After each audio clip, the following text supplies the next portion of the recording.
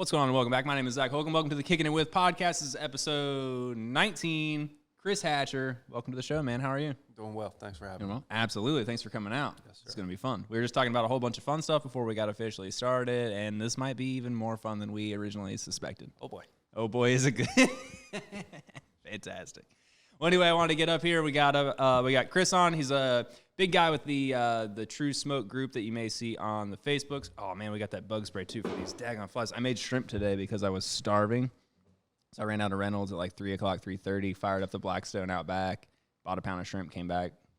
Chopped it up. Yeah, a little bit of lunch. So, Nice. $10, not bad. Yeah. I mean, it's kind of nice having Reynolds right down the street. Dude, I'm telling you. Must be nice. Well, we were playing ping pong, and I was drinking too many Monsters, and I got kind of a little lightheaded. I was like, I need to eat. And so I went out back, turned the grill on, walked down there, grabbed the shrimp, came back. It was ready, dropped them right on. So it was like 20 minutes total time. That's the Fed, life. ready to go. That's the life. I know, and I was able to use my Tommy card, got 10% off. You know what? You didn't know you could at I didn't Reynolds. know Reynolds took it. Yeah. That's got to be like the most, other than like maybe some of the automotive spots, like Spence Automotive also 10% off on your vehicle stuff. Yeah, I think Reynolds is probably the best deal there. Yeah, because every time I go there, it's usually $100 or more. So yeah, you're saving the cost of the Tommy card every time you go in there. Today I just got 1 pound of shrimp, and everyone in there looked at me and made fun of me for it.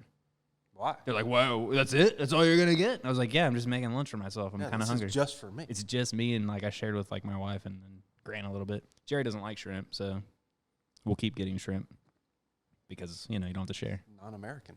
You're un-American. There you go. Oh, okay, damn. Yeah, now you know.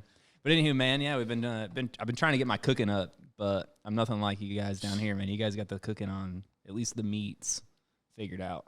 I wouldn't say that. Yeah. I'll just try. Yeah. Well, like the community of it's really, really pretty cool. It's almost like spawned an entire business in downtown, plus a couple of other businesses. I mean, I'm very uneducated on the whole group. I just kind of watch from afar. I think I just joined here recently after like you had an event at your spot, and then Riley's had a spot like for a steak cookout like the week after, and that's when I kind of jumped in and stuff. But Yeah. We normally we have 3 events a year at my place, but we've backed it down to 2. We've combined them now, and we've been doing it for 3 years. Yeah, only 2 bangers a year now at the Hatcher household. Yeah, because that's way louder. Perfect. It's just a lot of work setting up, taking down all that stuff. And Stew Fest and Spring Fling are so close. You might as well just merge them together and bump it up a little bit in the year. That way you don't have to, deal with spring break and all that stuff. Makes all sense. Timing made it a lot better. Mm-hmm. Right on. Huge group. I know you said you didn't like start out in like an official role, but you're hosting the events now. But I mean, like 31,000 plus people on Facebook, something like that. No? Yeah, we have It's crazy. 31,000 all over the world. Actually, Nice. we actually have moderators in Australia. Nice. That way, if stuff goes down overnight, it's got 'em, daytime so there, so he can kind of smart. lock it up. You'd be surprised some of the stuff we have to. Have you? Yeah, it's ridiculous. It's a fake book, so I'm sure there's plenty Oh, of yeah. stupid shit that you get to deal with. Yeah, it's craziness. I was in Nashville a couple of months ago, and we were just having lunch, and some bartender lady was like all excited because her boyfriend just locked down some kangaroo meat. And she's a big, comes from a family of hunters, likes the exotic meats, and she was extremely ecstatic that she had some kangaroo coming. Have you ever had kangaroo? I have not. Did you know that was a thing? I did not. Never know what you might learn on Kicking It With. That's probably really lean. That's exactly what she said. I would say probably Really lean, like a deer. red meat, but kind of lighter. Yeah, it would probably be close to Like deer. what I had to guess. Yeah, that's what she said. She says like it's like a delicacy, but it's like a thing over there. And she said the same thing. She goes, "Well, it's kind of like here. We got to kill deer because if not, we're just gonna hit them with all of our vehicles." And she said the same thing in certain regions of Australia. They have a hunting season on kangaroos because they'll be in the street and they'll get hit by cars or trucks. I'll take her word for it. That's what I said. I was like, whatever. And she was like, she was so excited Actually, about it. I'd probably try it. Yeah. So if you're a spot around town or like near Lenore County and you know anything about kangaroo meat or where a man can get a good slab of kangaroo, let us know because that would be interesting to find out. I mean, it's 2022. I'm sure we could find some somewhere. Yeah. Might be 2023 by the time you're watching this. But yeah, there's got to be some Chinese website you can order from and get all the kangaroo you could need. Oh, I must have said something I shouldn't have said. It's all good. Yeah, it's kicking it with it. We can always cut it. We only have 2 sponsors, and makes it really easy. They're both my companies, well, mine and my wife. So we can pretty much say whatever we want. The sponsors won't get too upset. Nice. I know, pretty cool, right? Nice. Looking for more, but right now, yeah, it's very safe. Additive America, Big Bark Social. Get your plastics needs and any branding, social media, website creation, stuff like that. There you go. Yeah. Just gotta let us know. We can do all sorts of stuff. They were doing some shirts today, like I call something I like to call short order swag or short run swag. Just a couple of shirts. They were able to punch them out today with all sorts of miscellaneous vinyl cutters and heat guns and stuff like that. So yeah, man, we're trying to do a bunch of different stuff down here in the downtown. Dabble around a little bit of everything. Yeah, try to.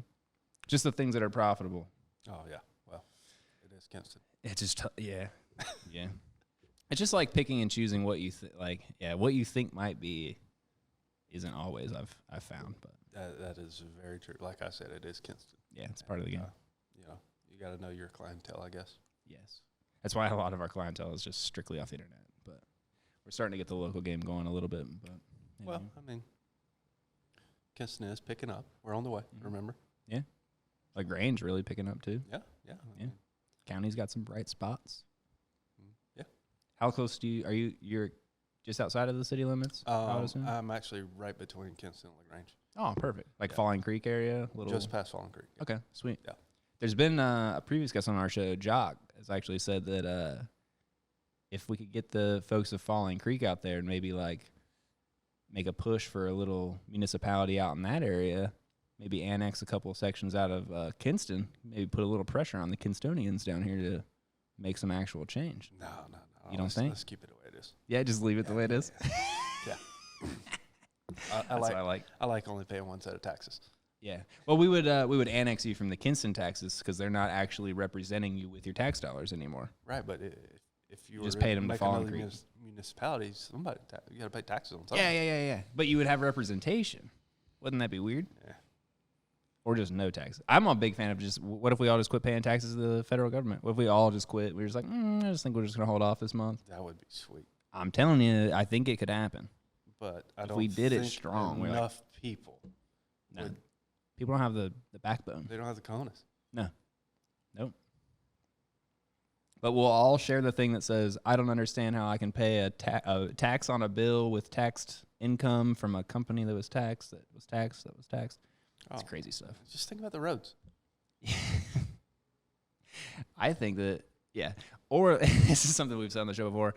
If a municipality needs more revenue, write more tickets for very simple things that aren't a big deal, like speeding and running red lights. It's too far-fetched. That's too hard. It's over-policing, I've been told. No, it's not. Doing your job. You've traveled the world a little bit, maybe a little baseball career. Have you ever seen major cities where cars could park on the opposite side of the street and not get a ticket / towed? Absolutely not. Like, it doesn't happen. It'd be snatched up. I've said this. The loading zone outside of our building and wrong way parking just at this intersection, like just this block, like from North and Heritage to Queen to Blunt to Mitchell and to Caswell, Gordon. If you just wrote tickets right here for parking violations, you could probably get 2 full-time police officers' salaries paid for because you'd only need about $84,000 to do so. And how much is the ticket? I would say, I don't know. Well, I asked this the other day, a parking ticket in the city of Kinston is $2 if they have the actual citation to put on the car. Not throwing shade, but that's fucking stupid. Like, you mean a guy got out of his car and wrote a ticket and then someone received the payment all to get $2? That's a net loss. For $2, I'm gonna start parking on the sidewalk then. They won't even give you a ticket though. We've literally called them out and been like, this guy's blocking the driveway, we can't get the truck out. And they're like, that is illegally parked, but we don't have tickets in the cruiser. Well, since it's illegally parked, are you allowed to hook to that vehicle? That's what I say. How about I just tow your ass into my lot and pull the gate shut? And then you have to pay an impound fee. Yeah, I'm like $180 a day. Because down here at $300. That's where these places make all their money. That's what I'm saying. And the city wouldn't even have to do the towing. They could just contract it with a towing company. The towing company would then do all the enforcement for them and just split it 50-50. You think a tow company wouldn't come down here and tow 3 cars to get half of whatever the tow fee is? Why not? It's like open season. It's like a license to steal. But instead, we allow like everyone else down here to just park wherever they want. Like, I get it, this is small chickens. However, We need more police officers. We need revenue to pay them. We don't write parking citations. Coming from where I come from. I've gotten a parking ticket before in Columbus. I had to park at a parking meter to work my job as a bartender. Yeah, because there's no parking. So they charge you to park on the street. So I would be at work. I'm a bartender in Columbus making $4.20, $4.25 an hour plus tips. And you're paying $10 just to go to work. I'm paying, yeah. So like if we parked in the parking garage, maybe they'd be an event parking, be flat rate. So it'd just be $8 for your whole shift. Could you imagine, paying $8 to park your car to go to work to make minimum wage as a tipped employee? So one night I was like, I'm not paying. They didn't have event parking, so it was just like by the hour. I was like, that's going to cost me $12. I'm not doing that. So I parked out at the meter on the street, and I set my phone alarm, and I'm like, I kept going out there, putting more quarters in. It's like you can only put 3 hours worth of quarters in the machine, then you're working like 10 or 12, so you got to go back out. So sometimes we'd get busy, we'd forget. You go out, you got a freaking parking ticket for $45, and you're like, fuck.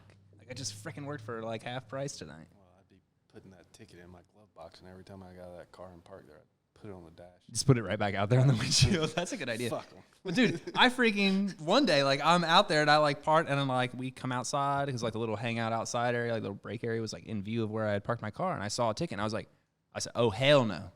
I've been out here religiously putting money in my meter. Like there's no way I forgot today. That's a bad ticket. Went over to grab it off. Sucker got me because my tag had my registration tag. It was April 2nd.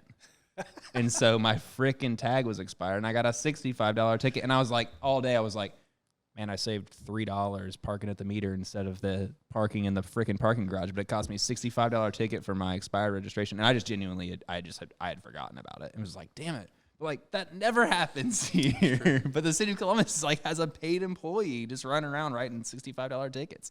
We could use that. We need the revenue. You could. I mean, there's so much you could do here. It's but crazy. It's just not enough people. Yeah, it's too scary. Yeah. It's too scary. Over policing, they say.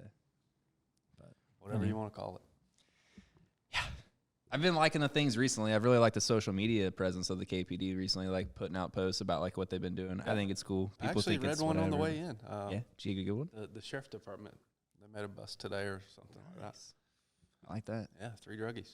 3. I saw the KPD one just the other day. It said, oh, they just pulled a person over for like unsafe motor vehicle, which is like light out, headlight, something silly like that.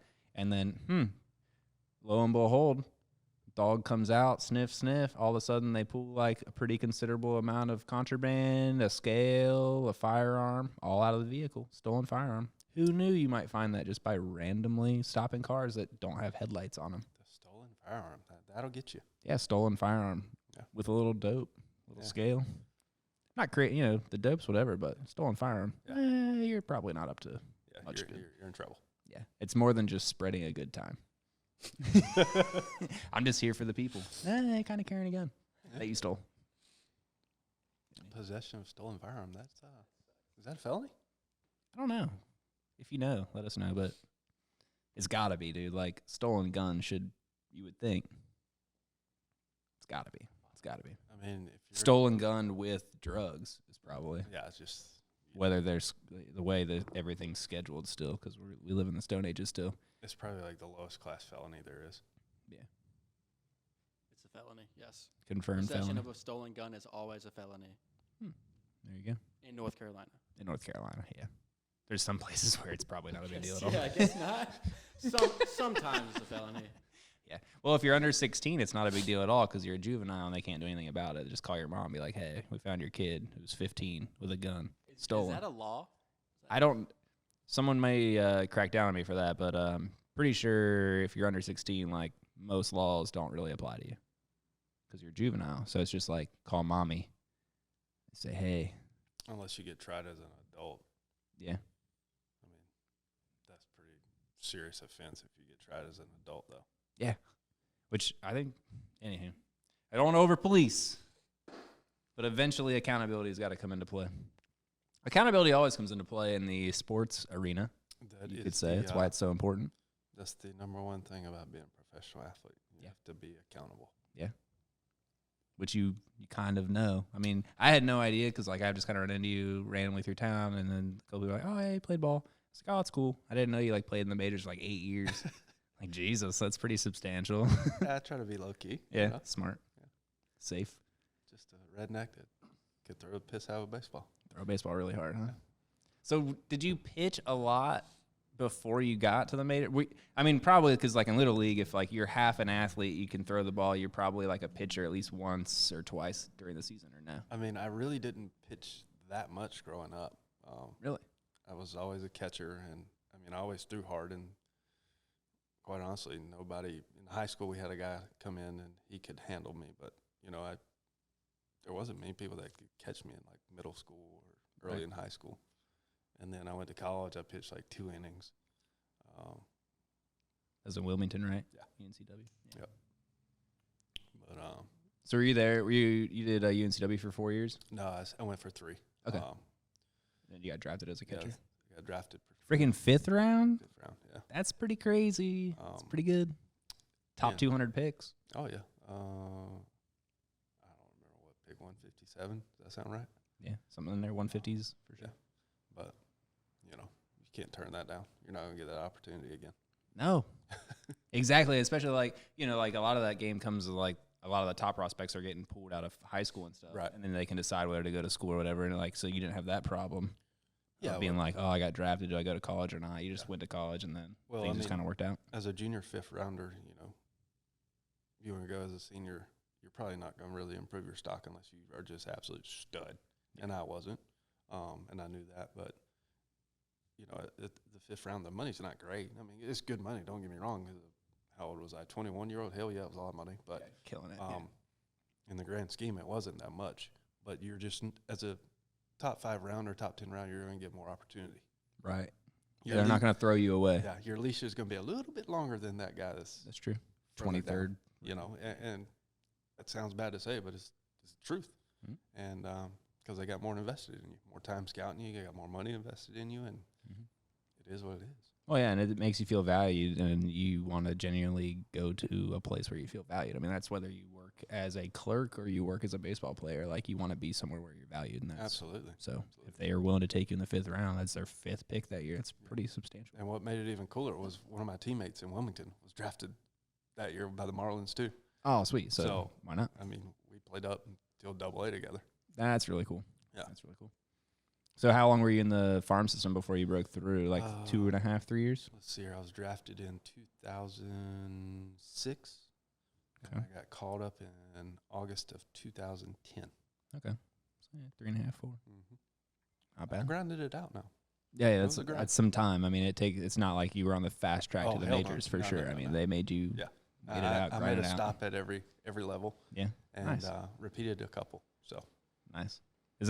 How does that work? Is that like grade school? Like in general, if you finish the season at this level, do you expect to be at the next level the following training season? Like when you break camp, do you expect to like, all right, I was in high A, I would hope to make it to 2A? Well, I mean, accountability and self-evaluation is another thing.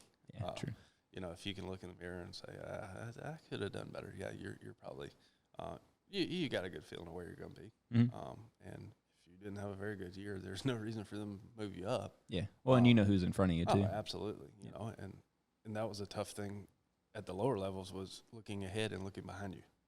Yeah. You know, instead of focusing on what I need to do to be better or how I can push them to move me up. You know, instead of doing that, you know, if you're looking ahead or looking behind, you're shooting yourself in the foot, because those people can't help you. The only people that can help you is yourself. Yep. And that's it took me a while to learn that. Once I did, it was. Yeah.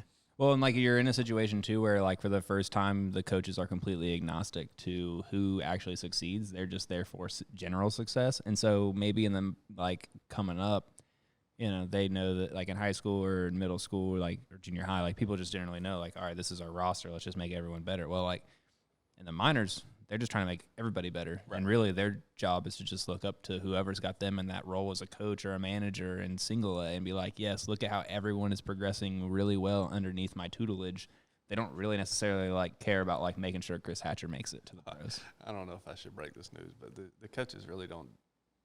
They write reports. Do they not do anything? Is it like high school wrestling where I was? Because like our high school coach, he was really good and stuff, but like he literally told us, if you want to be really good, you'll do a lot of stuff that I never see. Well, it's like, okay, and I don't know if it's every organization, but I was part of 3 of them. Sure. You know, when I say up top, I mean way up top. Mm. Hey, I'm just Joe Schmo. You do not hit and run with him. You do not bunt with him. Mm-hmm.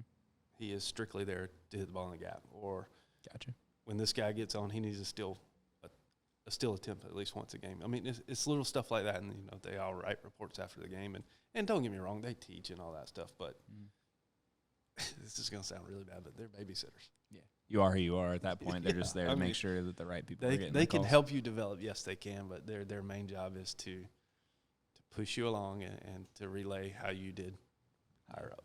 Yeah, in their terms. Yeah. Yeah, because I noticed that a lot is like most of those groups, maybe you could tell, like most of those groups are like through the farm system, they're generally a core group of guys, and they kind of spend their whole career together being coaches together in the same general system. Is that largely what you saw? Or is it like always new organizations, like 19 guys coming together that have never really worked together? I mean, they've got their core, at least couple. Every organization has a different set of values. So, you know, when they find a guy that latches on and to preach and teach what they want, They keep him. he stays. Mm-hmm. You know, A lot of yes men in the MLB minor league game, you could say. minor league? Just all of it, really. Oh, yeah. All yes men. Yeah. Because it's all dictated by like 30 people. Well, if you think about it, the game now is nothing but numbers. Yeah, it's all analytics. It doesn't even matter like how you feel about a player. I mean, we call them the nerds. Yeah. You know, they would come down and say, hey, and it's like when I got traded to the Dodgers. I had no idea why I was successful at what I was doing. Mm-hmm. I ran back and threw the ball hard. Right. And I got traded to the Dodgers, and they said, here, we want you to can this certain pitch. We want you to learn how to throw this one, and here's why. And they, you know, this is before all this analytical stuff came about. Mm-hmm. You were there like, what, 15, 16? I got traded to the Dodgers at 15. Mm. But, you know, analytics hadn't really taken over the game. Yeah. But they sat me down and said, hey, this is why we got you. This is why we got him. This is why we got him. Y'all are the top 3 guys with spin rate in baseball. Oh, interesting. We don't want you to throw a fastball below the belt. We want you to throw every fastball above the belt, belly button or higher. Mm-hmm. And we want you to throw all your breaking stuff down.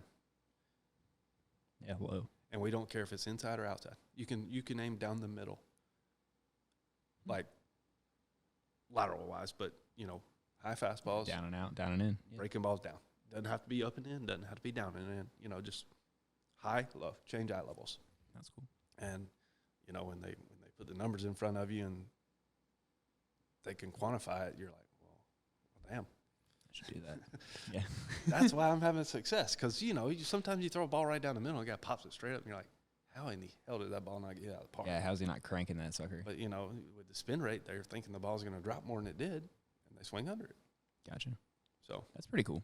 but, yeah, the nerds would come to you with all this shit, and you're just like, dude, I just want to pitch. Like, don't give me too much stuff. Yeah, I want to play ball. And I have a feeling that, you know, they probably write the lineups. They're like, hey, this guy's good against him. And It's like fantasy, right? yeah. Does To a it happen degree. in minor leagues now? I don't know. I mean, I'm so far removed from minor leagues, I don't know, but Gotcha. I'm sure it happens in big leagues.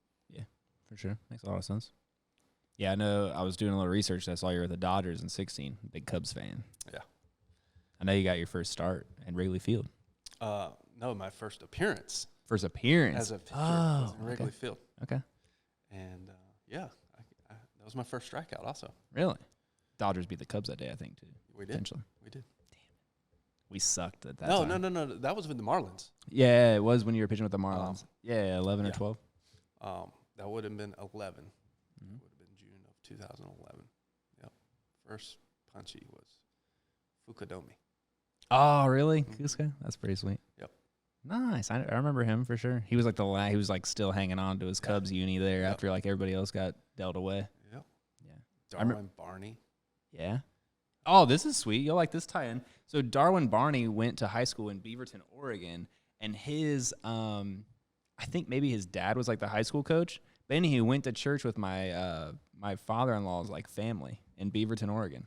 Super like random fact. But yeah, Darwin Barney was like a well, like he knows my my stepdad's like family really, really well. Small world. It's really strange. world. Yeah, really strange. Because they were like, "Oh, you're a Cubs fan. Do you know Darwin? You know of Darwin Barney?" I'm like, yeah. They told me the whole story. Side note: smallest guy you ever seen that swung the biggest bat. He swung a huge bat. Huge bat, big barrel bat. Soriano had a huge bat too. Yeah. I was big on those guys. Yeah, you know, hate to see that you had that injury in 16 with the Dodgers, but like that was like our year, so felt pretty good about that. Rub it in. That was a good year. The other thing I want to talk about was Sam Dyson. Oh fuck. I told you said, I said, hey, I want to talk to you about baseball, and you're like, who told you about my baseball stuff? I said, I Wikipedia'd it, and you said, hey, or something along those lines. I was like, Well, yeah. I can't talk about it. Can't. Yeah, I figured. Legally, I can't. Darn it. Damn, that was going to be such good stuff. I was so excited. I figured there was something there, though. I was like, darn. Actually, like, side note, though, and you don't have to respond to any of this, but I'm sure you know, too, completely out of major leagues and got in trouble for a whole bunch of other stuff. Probably a hot-tempered, short fuse type of a guy based on what you could say. But, you know. I can't say he deserved it. Yeah. Every bit of it. Good. And I would have done it again, too. I like that. I like that a lot. And that it brought me back to like some of the things I maybe heard from like some of the folks around town in the sports world, like just can't take the Kinston out of him. You know, that Kinston came out of him right there in that moment. And I was like, I read that and I was like, that quote came out, like the Kinston probably came out of him a little bit there, but glad to hear that he had it coming. Well, it just wasn't for me. It was for a lot of people. Yeah. And it just bowled over. Even better. Yeah. A man of the people. I like that. And And I told him, I was like, man, there's this really cool story. I said, did you read it up? He's like, no. I kind of like told him, I was like, hopefully he's allowed to talk about it. But either way, it's good I wish stuff. I could. It'll be in the dark episodes. We're talking about doing some dark episodes, which now they would know, so we can't. But we've talked about doing some dark episodes where we just like black out the person, like shadow out the person that we have on, and then like change their voice a little bit. Because we have lots of people that reach out to us in the DMs, and they're like, love it. I would like to come on there and say all sorts of fun things. However, I can't because I work for the government. I work for all these different entities. And I was like, man, we just do the dark episodes. This small town, there's just too much dirt. Like, yeah. Oh, that would get ugly. I know, the dark episodes. Like, you could piece it all together. Oh, yeah. Because, you know, I mean, a small town, enough people know each other. You can piece that shit together. Yeah, they would figure it out. Yeah. Exactly. I'm big on that. That's why I enjoy being the outsider guy here. I'm putting it all together. That's why I have Facebook. How do you get so many people on your Facebook so quickly? I just add. Well, you can't do that. No one has to say accept, but 3,000 people did in this county, so thank God, because you figure out who's cousins with who's real quickly. I posted, like, I get in trouble for, like, share, like, major drug bust happens, and I share it, and I always put this funny I always put a funny comment that says, somebody's family. Yeah, I always put, good, so sad to see so-and-so off the streets. I'm sure he was a great family guy. How dare you say that? He is a great father. Oh, such a great father. He was dealing fentanyl. Like, yeah, what a great guy. You know, and they're like, how dare you? He's got a family.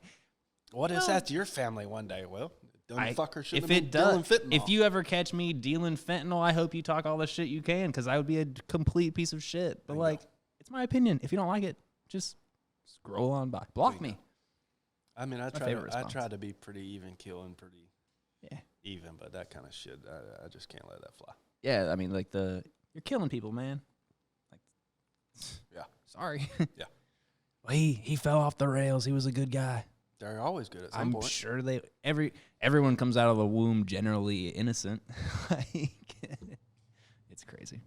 I love that though. It's one of my favorite things to do. So is to just reshare people getting caught doing stuff and be like, oh, we're gonna miss him. Yeah, he was a nice dad.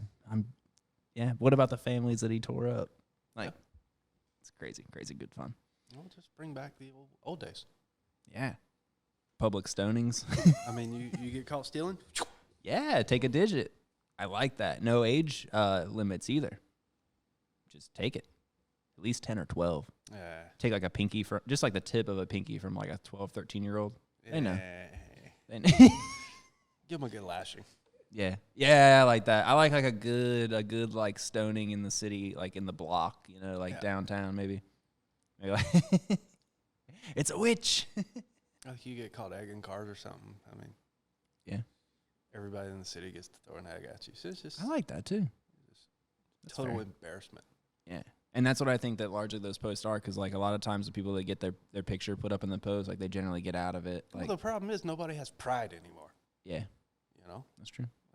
like if I had my shit plastered all over, I'd be so embarrassed.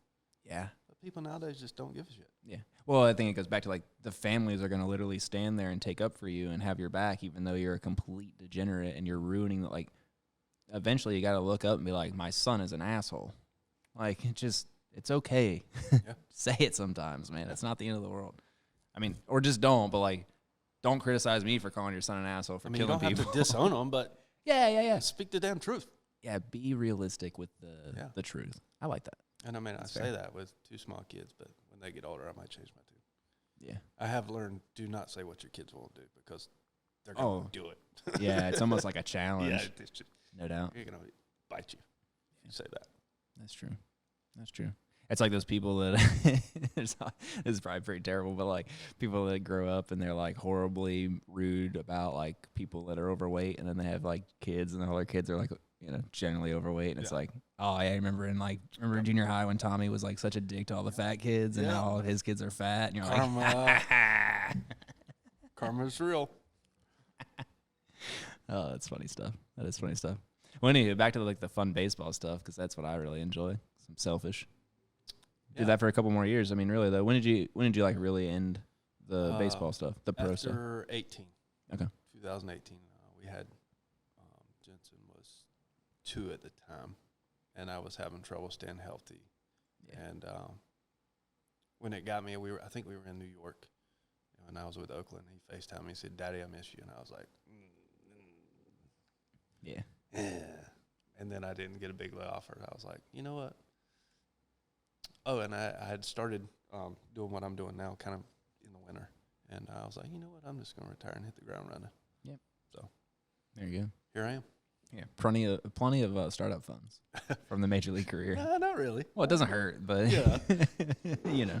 Those finance people only let you hold so much of it. Exactly. Yeah, Sam takes a quarter, and then they get the other quarter, A and quarter. then I you hope wish fucking Sam only took a third. Try living whatever in it is now. California. Oh no, that's Yeah, right, just Oakland bend you over, no and move. LA. Just So, do you think that you ended up in Oakland at the end because of Moneyball and your spin rate? yes, 100%. absolutely. Yeah, and also I ended up in Oakland because the Dodgers. I was coming off the disabled list, the injured list, whatever the hell they call it now. Sure. And every bullpen guy was throwing the ball like exceptionally well, which never happens. Like in a major league bullpen, everybody was just hitting on all cylinders. And they were like, "Hey, dude, we know you're healthy. We don't got room for you." And I was like, "Well, find me a job." Yeah. So It's fair enough. the next day he called me. He's like, "Hey, you're going to Oakland." I was like, "Fuck, of all places." No. Send me to Washington for crying out loud. But honestly, the locker room in Oakland, if you've seen Moneyball, when Yeah. I was there in 17, it was the exact same as that movie. Really? Like- That's cool. Like the radio was still there. No shit. That radio That's was still in the tight. locker That's room. cool. You're just like, oh my God, this place is such a dump. Well, yeah. Like, Yeah, you're playing in that crappy ass stadium Yeah. that floods and Yeah, has like it was all the brutal. horrible stories written about it. yeah. But what a franchise. Yeah, pretty cool. Yeah. Pretty cool. Every Yeah, because the Dodgers were freaking humping by 17, 18. I mean, they were freaking entering dynasty mode, even though they only win one?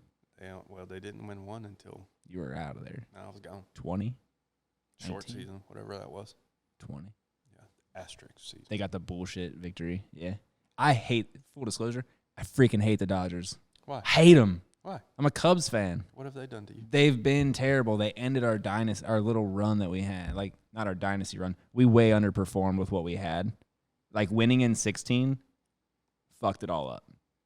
Because if they wouldn't have won in 16, They keep adding. I contend that they would have won 2 between 17 and 21. Because they were so stacked, except the frickin' Dodgers killed them. They could not touch the Dodgers in postseason after 16. Well, I think 17 and 18 they got. the thing about stomped. the Dodgers is they are built for marathons. Yeah. Like every Turner, I hate him. great teammate. He's a killer. He's a Great great. teammate. I would love him if he was on my team. Like, he would be like, I love him like Rizzo, but I hate him because he's not. But yeah. They just build those teams with so much depth. Like even in the minor leagues, it's just like Mhm. you Yeah. go like when I blew out my side or whatever, you know, I go to Rancho Cucamonga High A or whatever, and I'm rehabbing, and we got just absolute studs all over the field. And I'm like, Yeah. why are these dudes in High A? And then you go to Double A on your next rehab assignment, and you're like, oh, that's why they're there, because there's 9 more studs here. And it's just like, just wave after wave. It keeps coming. Yep. Yeah, they had Puig coming up like back then, and he was still doing his Very, thing. very bad rap. Yeah, I would agree with that. I think so too. Like, Awesome teammate. cool guy. Awesome teammate. Yeah. I was always a Puig fan, even though I embraced him catching shit. I thought that was I somewhat am drawn to people like that. I don't know the why. thing about Puig, it was like, if you realize he's like a big freaking human, Yeah. but he's a little kid.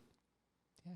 Like, He's playing a kid's game. most of the dumb stuff he does, he just simply did not know any better. Yeah. Like, He's just being he's just an young. idiot. Yeah. You know? Yeah. Dumb with a bat in his hand. But dude was an awesome teammate. Yeah. I loved him. Yeah. That's good to And, hear. I like that. And the thing I learned real early when I got traded over there was, like, if you just automatically jump him or automatically, like, get on him, the wall's up. But if you're, like, kind of ease into it like you do with a kid, you know. Yeah. And he just opened up, and he wouldn't do it again. That's cool. Awesome teammate. That's cool. Yeah, I was a fan of that. I like those guys that, man, that just seem like they're just really misunderstood, or like, yeah, they like made a couple bad mistakes and people just won't let them live it down. But like, yeah, Thoroughly enjoyed playing the game.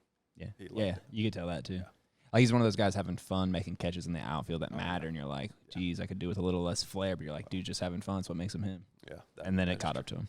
true. Just a It did. little. It did. A lot of other stuff caught up to him. Too. Yeah. Amen. Absolutely. Absolutely. Well, who else did you play out there with that was really cool? Or just over time, man? Like some of the best teammates. Chase Utley was awesome. Chase, yeah. Kirsch is obviously awesome. Turner. I mean, there's few and far. I mean, not many just absolute turds. Yeah. You know, a lot of dudes get bad raps. Mm-hmm. But there were a few turds. But Yeah, I mean, we talked about one a little bit, so Yeah. totally get it. You're going to have that. Yeah. But, you know, I like mean, it's just like personalities. anything. Yep. You know, your workplace or, you know, family. Shit. Yeah, no doubt. You know, if you're around somebody you're working with all the time, you become like a family, and somebody's going to get on your nerves every now and then. Yep. Or, you know, you're going to have a turd in your family, or you're going to have a turd at work. You know, it's Yeah, just, everyone has like that cousin, so. So it's just, and also you're around those people 10 hours a day, 220 straight days. Yeah. And you're not around like your core folks. So like, Yeah. you know, Your boy's back. You're not. Tuesday they're dealing with a little stress because like they got fired up on the phone from the wifey about being late, and then like you don't even think about it, but Thursday you get a little bit of heat, and then like, yeah, it's just you just never know who's dealing with what on the backside of it all. Yeah. Makes sense. Yep. Makes sense. But overall, pretty chill. Oh, yeah. I mean, coolest thing you could probably do through your 20s for a career. I think a fighter pilot would be pretty damn cool. Fighter pilot. Or Damn. or- Well, there you go, kids. If you're thinking like maybe you want to be a professional baseball player, according to Chris, scratch that. Go full bore into fighter pilot mode. I mean, I did just watch Maverick like 2 nights ago. And Yes, got you're me fired up on up, yeah. But no, like, people don't realize, like, it's a freaking job, dude. Yeah, it's very serious. Like, you think you don't just show up and play. Like, Mhm. you get to a ballpark at noon, and you don't leave until 10:30, 11, sometimes midnight, you know. Yeah, you're flying chartered planes, but you're still switching time zones. yeah, you're still tired. You know, and all that. you're not sleeping in your own bed. You got a Mhm. different pillow. Like, the travel sucks. Mhm. And I mean, it's long days. Yeah, Yeah. you're very well compensated, but people get jaded and blinded by the amount of money professional athletes make, but they don't understand. And I am not by any means saying I'm ungrateful, because I am Yeah. very grateful for it. But people, you know, they don't look at the other stuff. And I mean, it's literally a grind. Mhm. And, you know, yeah, you have an off season, but you work harder in the off season than you do during the Yeah, season. because you're trying to get ahead. Yeah. That's the You know, that's the pay period. If you're standing still, you're going backwards. Mhm. So, you know, it's a big, you know, this isn't the 40s and 50s anymore. Yeah, you're not just like, all right, I'll go back to being a banker for the next 3 months, and then I'll show up and start drinking beer again at 3 in the afternoon, swinging this bat. It doesn't work like that, you know?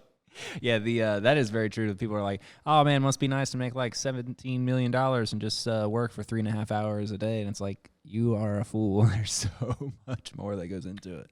So much more. Yep. For sure. And I catch myself sometimes too. I'm like, somebody will do something, and I'll be like, must be nice. And I'm like, what are you doing? You could do that yourself. Stop saying that. Yeah. You know?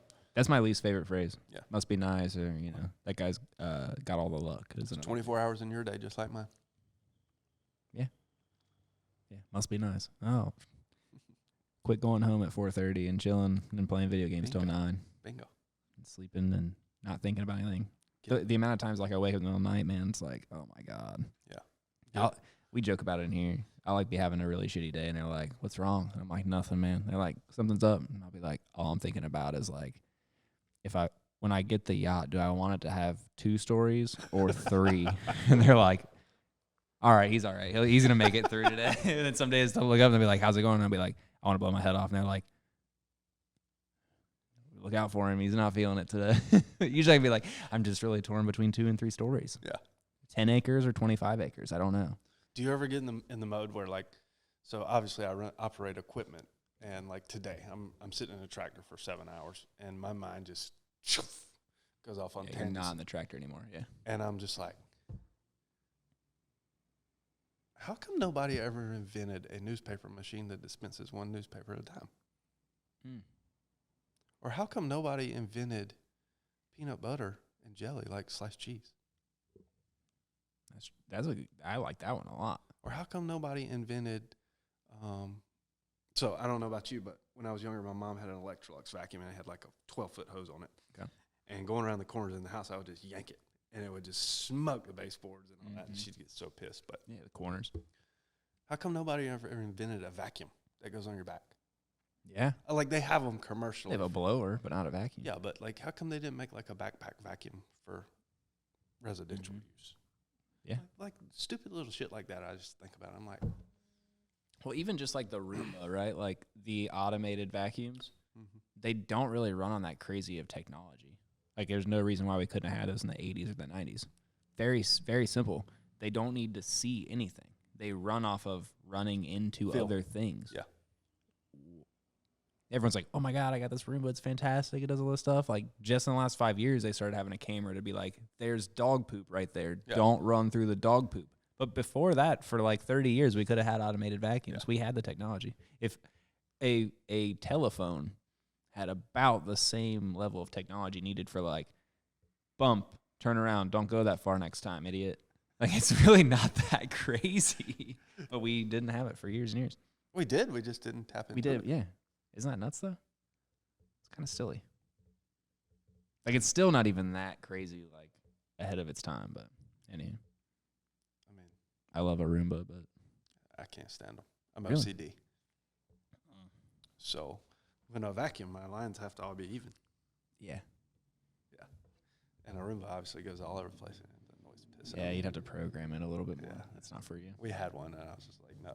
We're on, like, the $30 a month plan for it, so we didn't have to buy it. We just pay $30, like $1 a day. I was like, why not?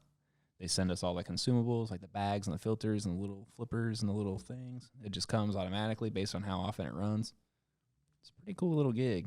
Do you know they have those as lawnmowers too? Yes. But till some jackass pulls up in your yard and steals that sucker out of your... Somebody lawn? in Cutter Creek's got stolen. Did that happen? That's why they got to get a little municipality or their little police department. I can't think of whose it was. That is funny, though. But, I mean, they're expensive as hell. Oh, and like, fuck just yeah, roll they're up and expensive. it's gone because some jackass I mean, takes but your it's, stuff. I mean, it's probably like the bird scooters. It's probably, I mean, you would think it has like a It's got to have GPS. geo-tracking or something. Yeah, probably does, but people are stupid, man. People steal the scooters and take them to their house. I'm well aware. There was one in Seven Springs. Remember, I sent you Yeah. where it was? The Yeah, guy's yeah. house. Yeah, that's right. Oh, my God, I know. So, funniest story about that. So, we posted that. So, for those of you that don't know, we have the scooters, and a scooter went missing. I get an alert on my phone like a Friday or a Saturday night, and it was like, beep, beep, beep, scooter moving. I was like, whatever, I get those all the time. And it was like, it kept going, and it kept going, and it kept going. And I was like, well, by that time, I had made it home. I'm just laying in bed, and it was like, beep, beep, beep again. I was like, the hell?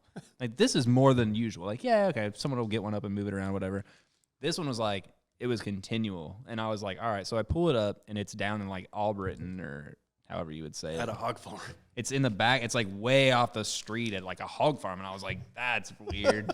And so I posted like the screenshots of like where it was on GPS, which gets you you want to know something really fast in this area, post a GPS location and someone will send it to whoever owns that property. And then more often than not, the person that owns that property will get very pissed off at you for posting it. And it's like, sure, but I was just posting it because something of mine that has GPS is like a phone is pinging in your barn, bro. That's 3 miles off the street. There's a pretty decent chance that it's there. Yeah.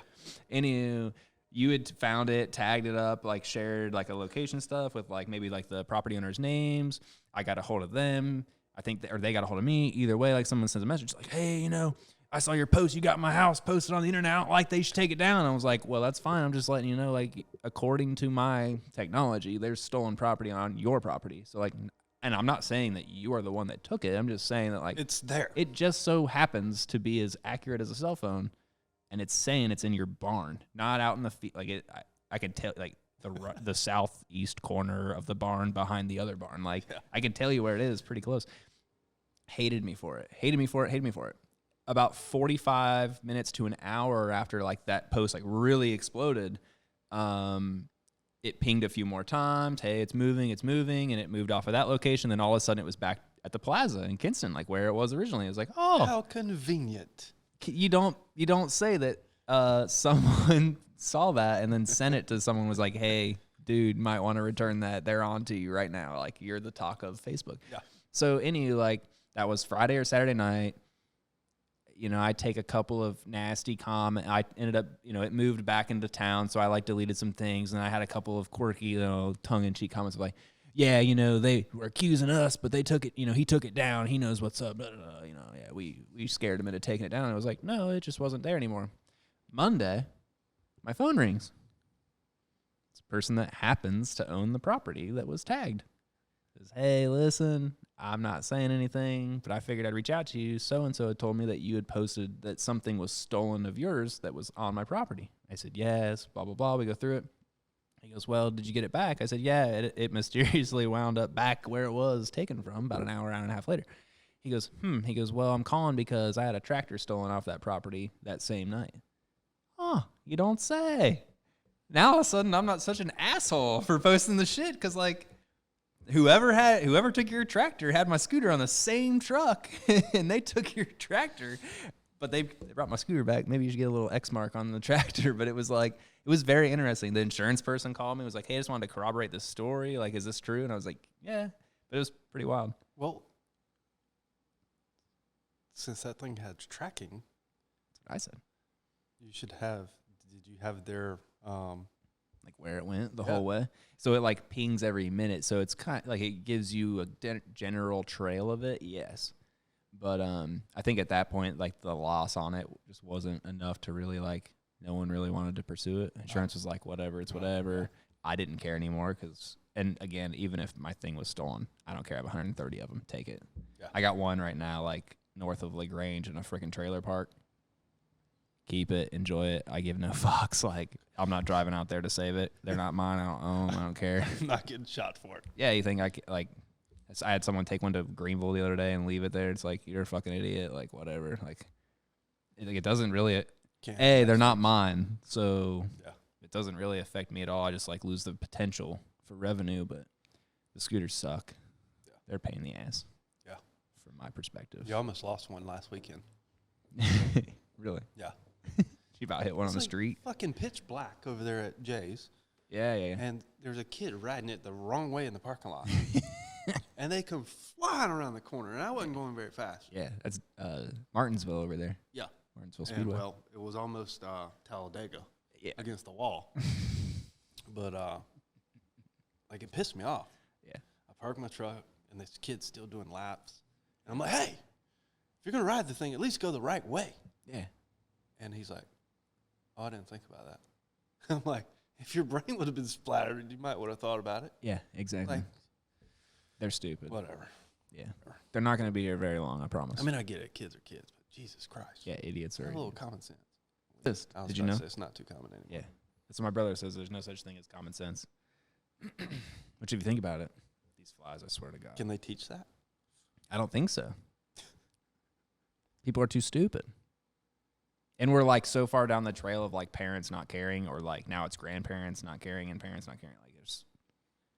Like there's a lot of like people my age that are grandparents right now. Like that's craziness. Like Yikes. 34 to 60 and you're a grandparent, or 34 to 40 and you're a grandparent. Whew. I mean, it's whatever. There's just not a lot of like. Well, you obviously did somebody else. Yeah, someone's doing you. That's for sure. Well done. Well done. Yeah, it's like how much, what sorts of life skills are being passed down that quickly? Because I didn't know anything when I was 22. I don't know much when I'm 34. And then like again and duplicate and again and again and again and again. I mean, like my dad was like 27 when they had me. So like I was getting to experience the things my dad had figured out in life between roughly 34 and 46, 48. Mm-hmm. Imagine getting like your formidable years are like 8 to 18 and your parents are 26 to 36 during that time frame. Just not a lot of life experience being passed down is all I'm saying. We start really late. Yeah, because you're older than me, and your kids are probably younger than mine, I would say. My son's 6. Okay. So I was 32. Oh, yeah. So, yeah, I was like 22 and then like 24 maybe? Yeah. Something like that. Yeah. Something like that. Well, I mean, we really didn't want to bring a kid into that crazy world. Yeah, never being home, like 200 days. But obviously it happened, which was great. Honestly, I wish I would have stayed in the game a little bit longer just until he was probably 5 or 6, so he really could have those memories. Yeah. You know, because there's having your kid on the field, like pregame or postgame or something, is one of the coolest things you can do. Yeah, it's awesome. It'd be pretty sweet. But yeah, that's my only wish I would have. Mm-hmm. You know, people are like, "Do you miss it?" I'm like, "Hell no, I don't miss it." Yeah, like everything since then's been cool. Like I woke up opening day of 19. Oakland was playing the Mariners, I think, in Japan. So the game was on at like 4 in the morning. And I told myself, I was like, you know what, I'm going to get up and watch it. And I got up and watched it. I watched like the first 3 innings. I'm like, click. Went back to bed. I'm like, I don't miss this shit one bit. So, but the only thing I really miss, you know, obviously I miss, you know, the competition. But I wish that I would have strung it out a couple more years just so he would have that memory. Yeah, strolling a 5 or 6 year old through a clubhouse in uniform is a little different. Yeah. Yeah, and they're going to remember that. Yeah. I mean, he talks about it sometimes, but, I mean, he was only 2. And I'm like. He's probably talking about it because you guys talked about it a little. Yeah. Probably. That's an interesting perspective. I like that. Yeah. I like that. What do you do now, man? So you got a couple. What do you like running big machinery? What do you got now? So I primarily do forestry mulching. I turn standing trees into mulch. Oh, okay. And right away mowing. I was telling him earlier, if it can be mowed, I can mow it. Anything from a golf green to a forest, I can. Any tree under 5-6 foot, I can grind it up. Wide area mowing, bush hogging, slope mowing, you name it. Right on. So you're doing like site prep and stuff like that? No, for housing, I got too many buddies that are in the dirt business. Okay. And do you work with them then? Do you do the trees and they do the dirt? Or well, they do all of it because they do dirt. So what I do is kind of niche, you know, like how can I explain? Like when you're doing site prep or something like that, you got to pull the stumps and all that stuff. What I do is the stumps remain. So like shooting lanes or that's what I was going to ask next. Yeah. You know, like sewer lines, stuff like that. You know, I go in and mow it, just underbrush work. Yeah. And like around power lines and stuff and private property, things like that. Yeah. That's cool. But I've got an excavator with a mower on it. I mean, I can reach out pretty far. There's those things we see like going down the highway. They're just like, wow. I mean, taking down trees. And those things are really impressive. They're freaking cool, dude. Yeah. I mean, like all the branches look all twisted and ripped off and torn. It looks like some massive Yeti went through there. Yeah, like I can come down on a tree and hit it, and I mean, it'll throw shit 150, 200 feet. I hit a golf ball at Bill Fay, side note. So I was cleaning up on the side of the par 3, and I was coming down on a branch, and it was too late for me to stop the boom from coming down, and I saw the golf ball sitting in the tree. In the tree. And I was like, oh, my God, this is going to be disgusting. So I hit it, and all I hear is whoop. And I look up, and I kid you not, I think that ball went over the church. Like, I lost sight of it. It threw it so far. I was like, Jesus Christ. That is funny. But it's very messy, but it's really cool. That is I mean, if you're curious, go to YouTube and just type in forestry mulcher. I mean, I know what you're talking about because, like, we see them, like, in Ohio, especially they're, like, well, where we were from, they were kind of turning, like, southeast Ohio into, like, actually having a highway system and stuff like that from just, like, these country roads. And they were doing that stuff and going through, like, the national forest and things down there. But, yeah, the way that stuff just snaps those twigs off and those limbs, and it's pretty aggressive looking. It's kind of cool. But it's neat, though, because it's not like all the limbs are cut off perfect 90s. Oh, like, no. Oh, no. It's freaking ripped and pulled. It looks like Yeti went through and was just, like, pissed off and throwing stuff. That's how my dog does the trees down here. I have a German Shepherd, like an old school, like Eastern German Shepherd. And she has, like, all those old police bloodlines and stuff. She's crazy. Not a lot of people get to see the dog. Breaking my house and now you get to see the dog. You're going to feel it. Yeah, that's what I know. I get all these funny things. People are, like, talking a lot of shit, and it's like, yeah. You know my address. I ran for office. Come on in. Good luck. I am afraid of my dog, and she loves me. But we've got this tree in the backyard that you can tell about as high as she can jump because that's where all the branches are, and they're all cut off like they've been hit with that thing you've got. They're all, like, ripped and torn and snarled because she'll jump up and grab a limb and then turn until she rips it off. So the other day she was going so hard that she got all the limbs off, so she started grabbing the root system and then channeling down both sides of the root. Sorry, the roots. I say root in Ohio. Is it a bagel or a boggle? I don't even know what that means. A bagel? Oh, it's a bagel for sure. I've never heard boggle before. Well, there was a girl in college. How did I know her? Her boyfriend was on the basketball team. Okay. And I heard her say boggle one day, and I was like, what the fuck did she just say? Yeah, I don't know that one. And turns out she was talking about a bagel. And I was like, How was she from? Where are you from? And she was like, Cincinnati. I was like, Oh, yeah. is that a whole different breed? She's from the nasty. Yeah. They're Appalachia down there is what we like to say. Yeah. They have a whole new, but I've never heard of the boggle before. Yeah, the boggle. Wonder if she was like, wonder where that originates from. It's got to be somewhere in Europe. Or just straight Appalachia. We used to just make fun of the hill people a little bit down there. Because it was flat in Columbus. Ice Age came down, and it stopped like just south of Columbus where we were. And then it gets really hilly again. But it's plains up above there. Yeah, the Appalachian population, largely Cincinnati.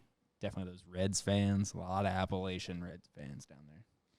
So they have all sorts of different sayings. Kind of similar to Eastern North Carolina, to be honest with you, just a different dialect.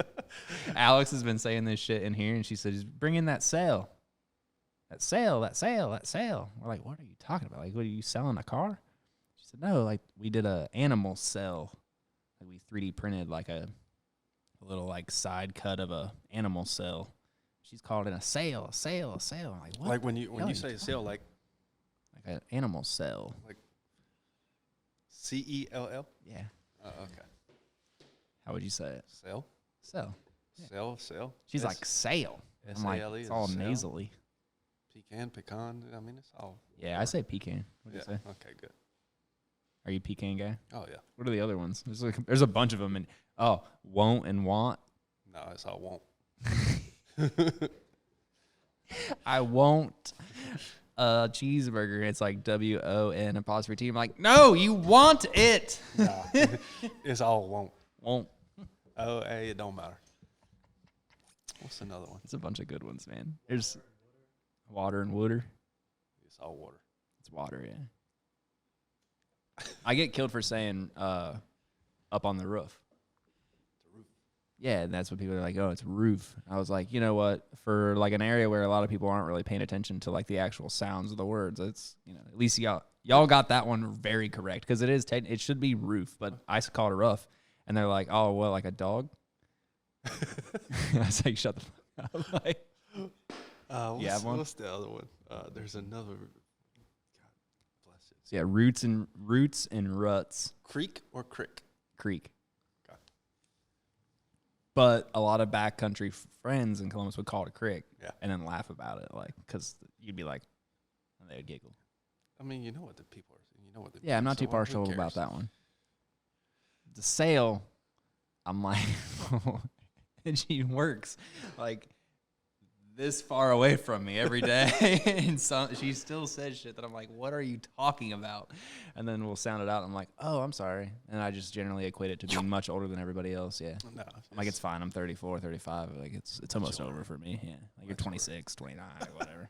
It's a whole different world. When you get this old, you'll know. I feel like I'm 55 sometimes, the way my back feels. Yeah. It goes quick. Well, man, you got anything else you want to add? What's the name of, we do this shameless self-promotion. Yeah, shameless self-promotion. It's so hard. I try to pick things that tongue tie myself just to push myself, and I get myself about every 4 It just episodes. flowed out for some reason. Yeah, I you knew what you were nailed it. saying. Yeah. If I say it again, I'll probably It's probably fuck because it up. you've watched so many episodes of the show. Probably, maybe. I don't know. No one watches this show. Don't fool yourself. So there's two things that reel me in at night. Yeah. Is this fucking show. Yes. And I'll be sitting in the recliner. We'll have put the kids to bed, and I'll be sitting in the recliner, and I'll have, a nightcap. Yeah. A little toddy. And the next thing I know, I look up, and it's 11:30. And I've been freaking caught up in Facebook Reels. Yeah. TikTok Reels. And They're I'm serious. like, just put the phone down. Can't do it. Can't do it. That next one's going to be the best one you've seen all hour. I mean, I'll find myself in there sometimes just laughing my ass off at nothing. I'm like, And your wife was just like, what's No, so funny? no, she's and you're asleep. like, oh, well, then you're in good graces. So Yeah. Mine's always like, what's so funny? And I'm like, nothing. And she's like, maybe you'd pay a little more attention to me. And I'm like, no, but actually, let me go back. This shit was great. Look at this one. And then we end up laughing about it. yeah. But I don't know. I got to get off that train, start reading again. Yeah. Or just watching every minute of the show, Yeah. Just kick those reels out, support local. It Well, goes I with your mean- podcast as well, So we're telling everybody. Well, that's true. Trying to. But anyway, what's the name of your gym? How can people get a hold of you if they need some Elite. brush cleared? Elite Land Management, LLC. Okay. On Facebook. Perfect. Gerald put some tags up there. Maybe if there's a phone number, he might drop it in there as well. 252-560-3298. Boom. This is my cell. Don't fucking spam me. There's nothing worse than spam. Yeah, don't send him random text messages of your feet. I'm going to start doing If that. I get one, I'm going to be so furious. If you're listening, send foot pics to I Chris. will No, I've been joking with immediately everyone. block people. Dude, I swear to God, the block list in my phone is probably longer than Really? my contact list. Yes. That's interesting. Like, But fair. I shit you not, if I get so many spam calls, and if the person was in front of me, I'd probably kill them. I'd probably go to jail. Yeah. I would rather be attacked by fire ants than deal with a spam call. I Because, had one the other day that actually rang in and said telemarketer. I was like, I mean, you Red. think about it. You, as a business owner, you have to answer the phone. yeah. So it's like, I finally just stopped eating an answer. So if you call me and I don't answer, Leave a good leave a detailed voicemail. message. Even my parents, I don't even answer it because You never know. I've had That's definitely a spam call because they're just going to talk to you about stuff for like 90 minutes. I've had spam callers from people in my contact list. Oh, really? Yes. I like that. We got to figure out how to do that for Additive America. We could really be making some headway here. And I'm like, somebody on my phone will call me. I'm like, what's up, man? Oh, how you doing? Oh, hello.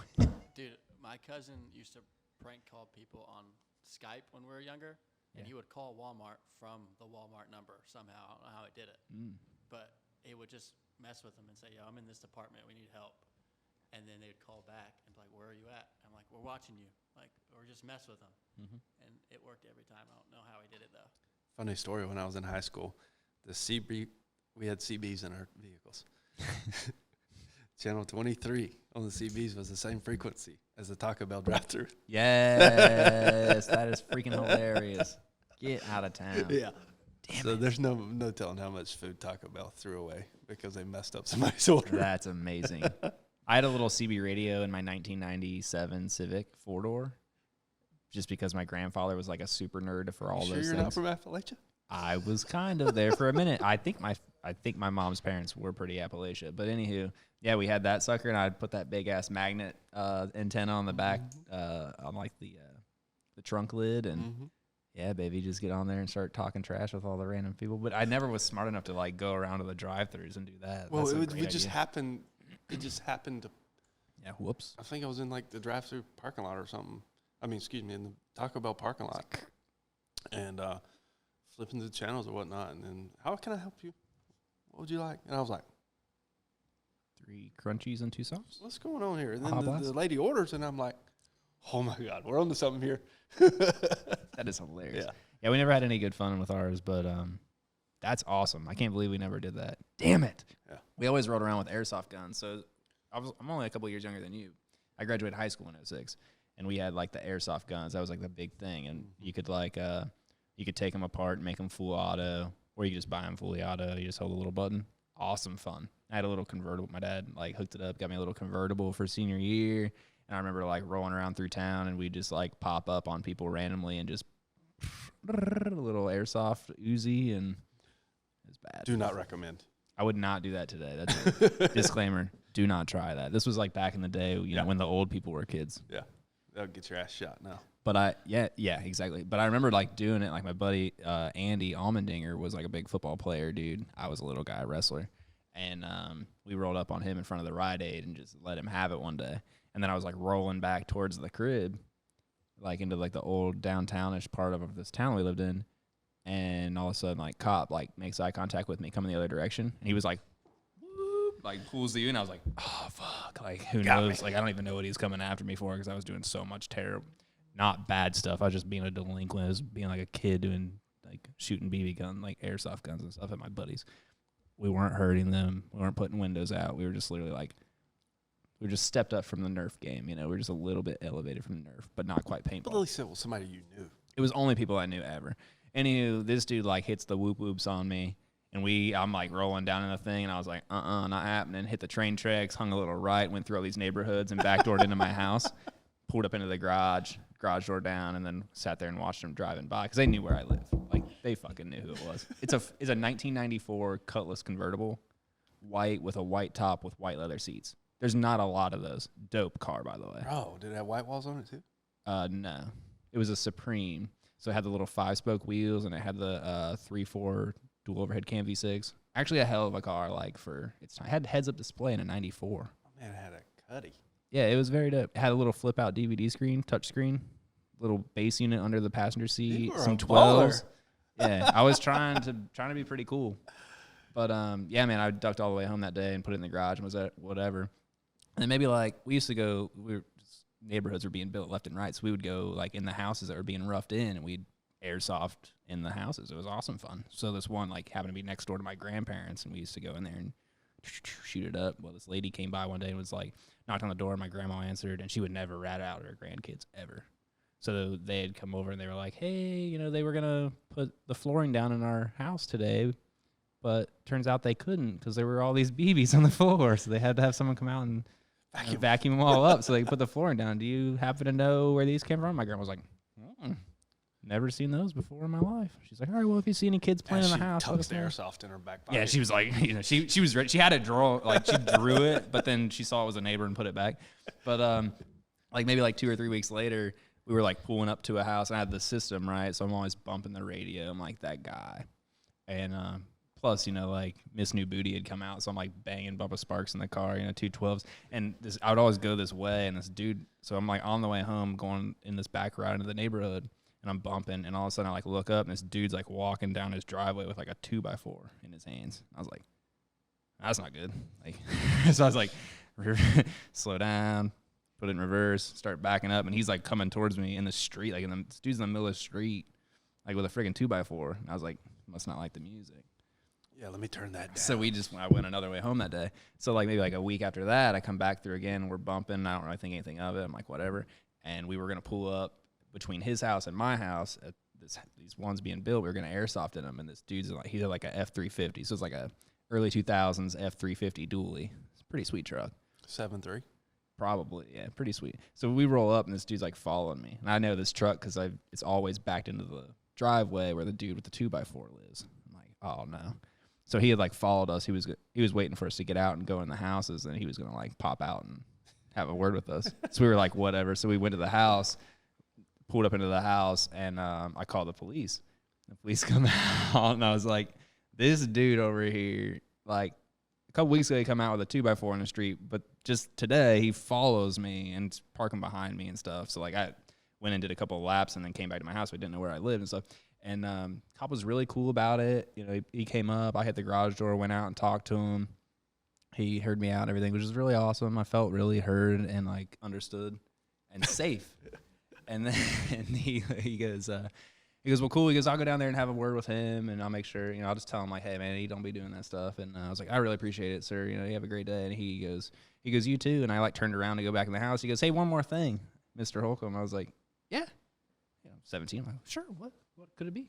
He goes, any chance a couple weeks ago you were rolling through downtown or through around the Rite Aid area with a little BB gun or something? I was like, what you're talking about. I was like, I don't really know about that. And he goes, me neither, man. But don't be doing that. If you were, just don't. And I was like, I said, I do know a couple guys that do happen to act like that. I'll have a word with them and let them know. And I went in the house, had the garage door, and I was like, damn it, why did I leave the garage shut? Like, I totally did. Like, what an idiot. But it was a pretty funny thing. I was like, all right, it's probably time to start, like, probably stop being an idiot. Yeah. But Dad always had this saying, I know more than you think I know. And it's the damn truth, too. Yeah. My dad had told a story, like, growing up, and this is where I'll kind of leave it, was 3 weeks previous, I'd pulled in, gotten away, and I watched them driving by. They knew where I lived. They knew that car. And, like, I was on the road. Like, people knew who I was. And so I remember my dad always told me a story about when he was young, his dad used to tell him about how he had 2 nice cars. And he would go out, and he would run up and down Morse Road in this area, run up and down Vernon, essentially, and he'd race cars from traffic light to traffic light until cops would hit him with the lights, and then he'd dip out on the cops. He'd make it sure he was clear, and he'd go all the way to live in a court, and they'd pull in the court, and then he'd pull in the garage, and then he'd get in the other car and back out of the garage, and then he'd drive around town and just obey the laws and just watch the cops buzzing up and down trying to find him in the old car. Well, that was like 1955. They didn't have CB radios. Yeah. So then my dad, 16, 17, he decided, I'm going to do that thing my dad always told me he used to do. And they had the radios, and they caught him like immediately. And his dad comes out and was like, "Hey, like I told you that story to tell you like what not to do, not what to do." Times have changed, there, young fella. Yeah, he's like, they have radios now, you idiot. That's the one thing you're not going to outrun. Yeah. That's when my dad looked at me. He goes, I don't care how fast your car is. Exactly. That's when my dad looked at me. He goes, you think I put you in a car that's the only one in town on an accident? He goes, there's a reason why you don't have a V6 Mustang that's, whatever color everybody had like the same car. He's like, there's a reason why you've got that car that's significantly different than all the other ones. And it's not that fast. It's just different enough to let's see here. tell you we're the guy. When I was with Miami, I bought a Hellcat when they first came out. Yeah. And I was messing around. It might have been Jackie. Yeah. I was like, yeah, y'all ain't got nothing that'll catch this thing. He said, bullshit. And he pulls out the Motorola radio. He's like, you ain't going to outrun this thing. I was like, touche. Yeah. Touche. That'd be really funny. Hopefully it was Jackie. I think it was, actually. That's funny. Yeah, I just remember hearing that story growing up, and then I like kind of did my little pseudo version, and then I busted my own self out a couple weeks later and was like, all right, you are too dumb. Kids. Yeah, I'm an idiot. But, anyway. Yeah, you look back at stuff now, and you're like, I can't believe I did that. I'm an idiot. Yeah. But you think you're smart, but anyway. Yeah, you're really not. There you go, kids. If you think you're really smart and you're outsmarting all of us old people or the people that are older than us. It's been done 5 generations before you. You're a dumbass because we're dumber than you, and we already got caught, and we know how to catch you. And yeah, don't try that at home. Don't try that at home. Well, cool, man. You got anything else? That's it. That's it. Let's go get some dinner. Awesome, man. I was kicking it with episode 19 with Chris Hatcher. Appreciate it.